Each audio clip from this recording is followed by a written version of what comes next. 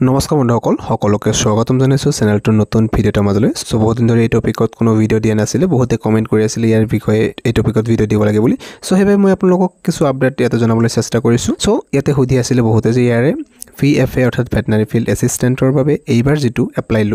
লৈছিলে 200টা পোষ্টৰ বাবে ইয়াতে তাৰে যেটো পেট এক্সাম অৰ্থাৎ পাৰ্সোনালিটি অ্যাসেসমেন্ট টেষ্ট এটু কেতিয়া অনুষ্ঠিত কৰা হ'ব সো ইয়াতে কোনো ধৰণৰ হি সম্পৰ্কে নোটিছ হনে আপোনালোকক জনাই দিও আৰু এইবিলাক প্ৰসেস যেহেতু অকমান দেৰি হয় সো প্ৰবাবলি আগষ্ট মান্থত তো চান্স নাই সেপ্টেম্বৰত আপোনালোকৰ চান্স আছে আহি যাব পাৰে সেপ্টেম্বৰত নোটিছ নহলে বা অক্টোবৰলৈকে আপোনালোকৰ আহি যাব যেহেতু ইয়াতে 2 মাহ বা 3 মাহ এনেকুৱা টাইম লাগে যে অকমান মানে লেজি হয় প্ৰসেসটো সো আপোনালোকৰ হেতু একো ভাবিব না লাগে যেতিয়া আহে আপোনালোকৰ ইয়াতে জনাই দিয়া হ'ব অফিচিয়েল ওয়েবসাইটত বা মই আপোনালোকক নিশ্চয়কৈ জনাম যে কেতিয়া ইয়াৰ বাবে কল লেটাৰ বা এডমিট কাৰ্ড ডাউনলোড হোৱা ষ্টাৰ্ট হয় আৰু ইয়াতে আপোনালোকৰ প্ৰথমতে কি হ'ব যে এখন ৰিজেক্টেড লিষ্ট আহিব এটো প্ৰতিবাৰৰ নিচিনা সেম ৰিজেক্টেড লিষ্ট কোন সকল আহিব বহুত কেণ্ডিডেটে কি কৰিছে এটা ডকুমেন্টৰ ঠাইত আনটো ডকুমেন্ট আপলোড কৰিছে আৰু বেছিভাগ ইয়াতে ৰিজেক্ট কি হয় জানেনে PRC অৰ্থাৎ পাৰ্মানেন্ট ৰেসিডেন্স সাৰ্টিফিকেট PRC ঠাইত বহুতে বলে বেলেগ মানে ডকুমেন্ট আপলোড কৰি দিলে কিছু মানে ভোটাৰ আইডি আপলোড কৰিলে কিছু মানে আধাৰ কাৰ্ড বা বেলেগ কিবা ডকুমেন্ট আপলোড কৰি দিলে বা এটা ডকুমেন্টৰ ঠাইত আনটো ডকুমেন্ট আপলোড কৰিছে এটা ডকুমেন্টৰ ঠাইত আনটো ডকুমেন্ট আপলোড কৰিলো হেতু ৰিজেক্ট হয় আৰু এতে ডকুমেন্ট যদি কিছুমানৰ ব্লাৰ হয় ব্লাৰি ডকুমেন্ট হলে ইয়াতে ৰিজেক্ট হোৱাৰ চান্স যথেষ্ট থাকে বাকি আপোনালোকৰ মানে যেটো ডকুমেন্ট যত কয় হেতু ডকুমেন্ট তাতে আপলোড দিব লাগে এটা ঠাইত আনটো আপলোড কৰিব না লাগে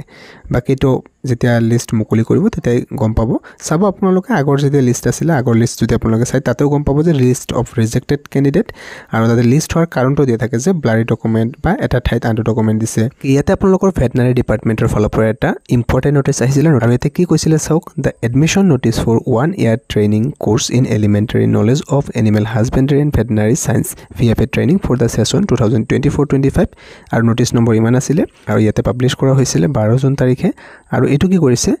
is hereby kept in abeyance until further order মানে কৈছে যেটো এডমিশন নোটিছ আছিল মানে এইবাৰ যেটো VFA এপ্লাই লোৱা হৈছে তাৰ এক্সাম কেতিয়া পাতিব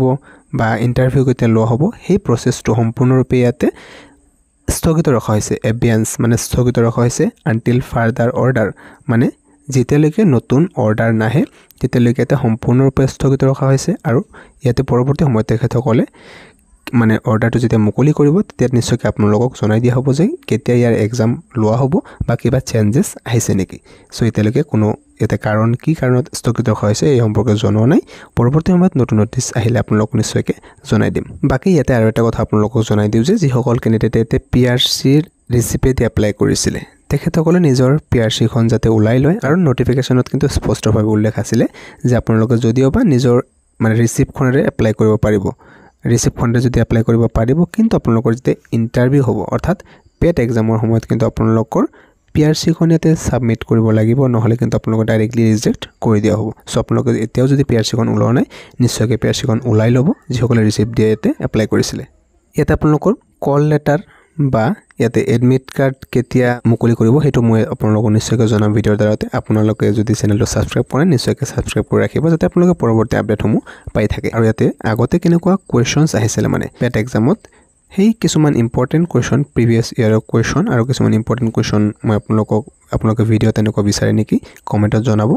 যদি বিচাৰে আপোনালোকে মই নিশ্চয়কৈ আপোনালোকক ভিডিঅ'ৰ দ্বাৰা জনাৰ চেষ্টা কৰিম যে কেনেকুৱা ধৰণৰ কোৱেশ্চনছ আগতে আহিছিল আজিলৈ মানে সামৰিছো থ্যাংক ইউ